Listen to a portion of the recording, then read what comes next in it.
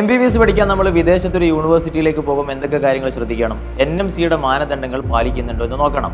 ഇപ്പോൾ WHO ലിസ്റ്റിലുണ്ടോ, അതുപോലെ ECFMG accreditation ഉണ്ടോ, ഇങ്ങനെ ഒരുപാട് കാര്യങ്ങൾ ശ്രദ്ധിക്കാനുണ്ട്.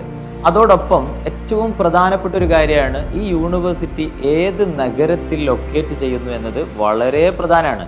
കാരണം ആ നഗരത്തിലെ ജനസംഖ്യ, ആ നഗരത്തിലെ ജനസാന്ദ്രത ഇത് കുട്ടികളുടെ അക്കാഡമിക് ക്വാളിറ്റിയെ ബാധിക്കും.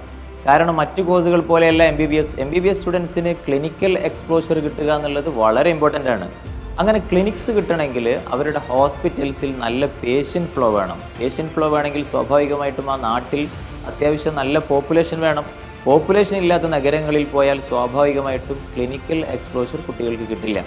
അതോടൊപ്പം തന്നെ ആദ്യ വർഷം മുതൽ തന്നെ ക്ലിനിക്സിൽ നൽകുന്ന ചില യൂണിവേഴ്സിറ്റികളുണ്ട്. അത്തരം യൂണിവേഴ്സിറ്റികളിൽ പോയാൽ സ്വാഭാവികമായിട്ടും കുട്ടികൾക്ക് നല്ല എക്സ്പീരിയൻസ് ഉണ്ടാകും, നല്ല ക്വാളിറ്റി ഉണ്ടാകും.